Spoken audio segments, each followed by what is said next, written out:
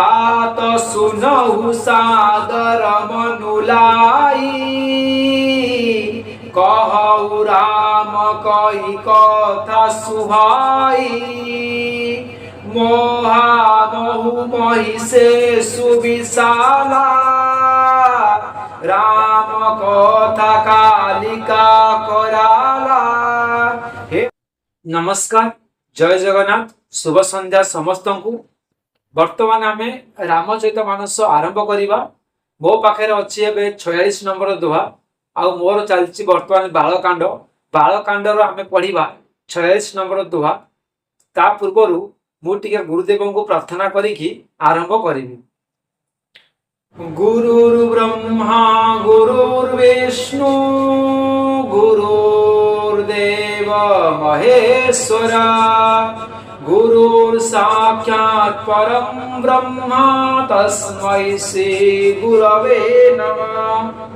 एबे आमे आरंभ करिवा रामचरित मानसर 46 नंबर दोहा। देखिबा कोन अछि। प्रभु सोई राम की अपर को जाति जपत त्रिपुरारी सत्य धाम सर्वज्ञ तुम न कहु विवेक विचारी। देखो आज्ञा, हे प्रभु, जहाँ को शिव जप करुचंती से सही राम ना आउ किए? भगवान शंकर जहाँ को जप करुचंती से सही राम ना आउ किए? आपण तो सत्यर धाम और सर्वज्ञ, भल रूपे विचार करी मते ताहा कहंतु। किए पचारुचंती काहाकू? ना याज्ञवल्क्य ऋषि आउ भरद्वाज ऋषिंकर ये कथा चली कहउचंती। हे याज्ञवल्क्य ऋषि मते टिके बुझाई कि कहंतु। भरद्वाज कहउचंती। तापरे 46 नंबर दुआर प्रथम चौपाई।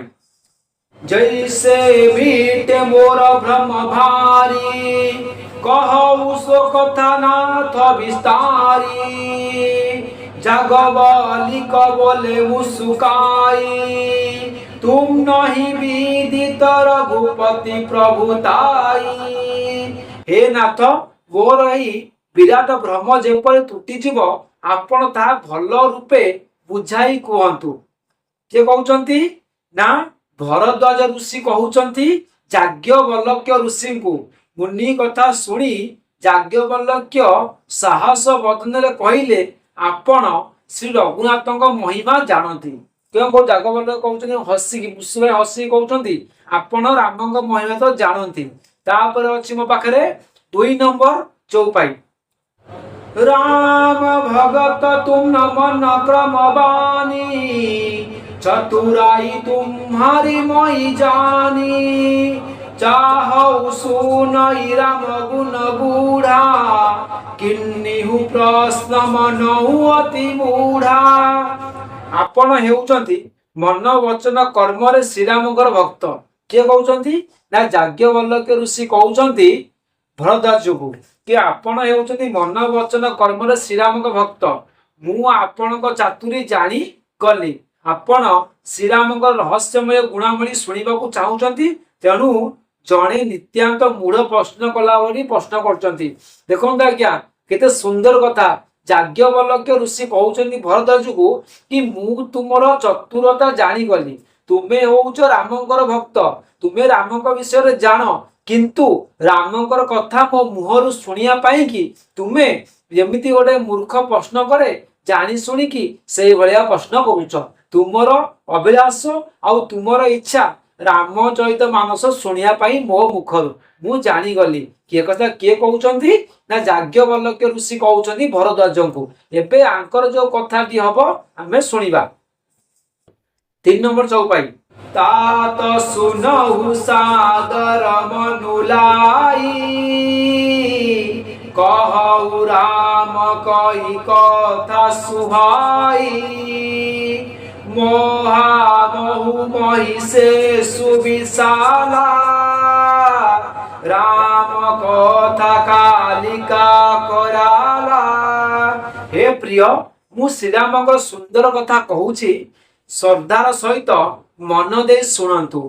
ମହା ଅଜ୍ଞାନ ହେଉଛି ମହିଷାସୁର ସମାନ ଏବଂ ଶ୍ରୀରାମଙ୍କ କଥା ହେଉଛି ତା ବିନାଶକାରୀ ଭୟଙ୍କର କାଳୀ ଦୁର୍ଗା ସମାନ। ଦେଖନ୍ତୁ ବର୍ତ୍ତମାନ ରାମ ସହିତ ମାନସ ଆରମ୍ଭ ହେବାକୁ ଯାଉଛି। ଆପଣ ମାନେ ସମସ୍ତେ ଧ୍ୟାନ ଦେଇ ଶୁଣନ୍ତୁ।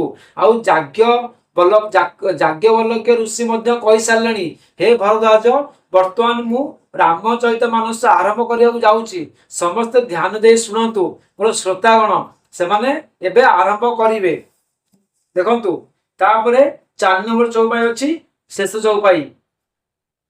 राम कथा शशि किरण समाना संथ चकोर करहि जेई पाना ऐसई संशय किन्न भवानी महादेव तव कहा बखानी।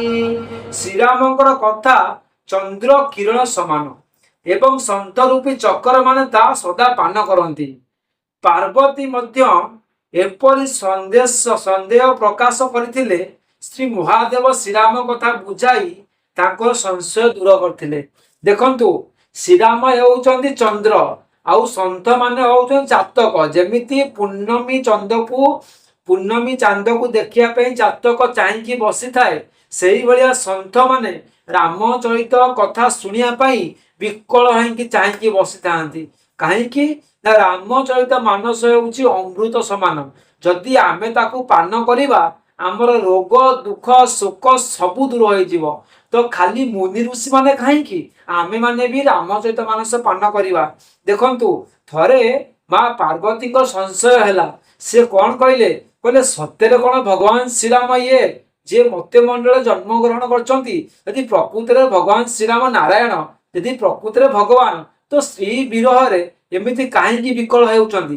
ସେ ତ ଭଗବାନ, ସେ ସବୁ ଜାଣନ୍ତି, ସବୁଥିରେ ପରି ଆଉ ସବୁଥିରେ ସବୁ ଉପରେ, ତ ସିଏ କାହିଁକି ଏମିତି ସ୍ତ୍ରୀର ବିରହରେ ବିକଳ ହେଉଛନ୍ତି? ଆଉ ଭଗବାନ ଶଙ୍କର ତାଙ୍କୁ ସେଇଠି ତାଙ୍କର ସଂଶୟ ଦୂର କରିଥିଲେ ଆଉ ତାଙ୍କୁ ବୁଝେଇକି ରାମଚରିତ ମାନସ କଥା କହିଥିଲେ। ଯୋଉ ରାମଚରିତ ମାନସ ଭଗବାନ ଶଙ୍କର ପ୍ରଥମେ ପାର୍ବତୀଙ୍କୁ ଶୁଣେଇଥିଲେ, ସେଇ ରାମଚରିତ ମାନସ ଯାଜ୍ଞବଲ୍କ୍ୟ ଋଷି ଶୁଣେଇଥିଲେ ଭରଦ୍ୱାଜଙ୍କୁ। ଆଉ ସେଇ ରାମଚରିତ ମାନସ ଆମକୁ ଶୁଣେଇଛନ୍ତି ଗୋସ୍ୱାମୀ ତୁଳସୀଦାସ। କେତେ ସୁନ୍ଦର କଥା ଆଜ୍ଞା। ରାମଚରିତ ମାନସ ଏବେ ଆରମ୍ଭ ହେବାକୁ ଯାଉଛି। କାଲିକି ଆମେ ପଢିବା 47 ନମ୍ବର ଦୋହା। ଆଉ କାଲି ଆମର ଷ୍ଟାର୍ଟ ହେଇଯିବ ରାମଚରିତ ମାନସର ବିଷୟବସ୍ତୁ। ଆଜ୍ଞା ଦେଖିବାକୁ ଭୁଲିବେ ନାହିଁ। ଯଦି ସବସ୍କ୍ରାଇବ କରିନାହାନ୍ତି ଆଜି ସବସ୍କ୍ରାଇବ କରିଦିଅନ୍ତୁ। ଆଗକୁ ଏଭଳି କଥା ଆସିବ, କେବେ ବି ଆପଣ ମିସ୍ କରିବା କଥା ନୁହେଁ। ତ ଆଜି ମତେ ସମୟ ଇଶାରା ଦେଲାଣି। ପୁଣି ଆମେ ଦେଖା ହବା କାଲି ସନ୍ଧ୍ୟାରେ ରାମଚରିତ ମାନସ ଦୋହା 47 ସହିତ। ଆଜି ରହିଲି ଆଜ୍ଞା, ପୁଣି କାଲି ଦେଖା ହବା। ହର ହର ମହାଦେବ। ଜୟ ଶ୍ରୀକୃଷ୍ଣ, ଜୟ ଶ୍ରୀରାମ।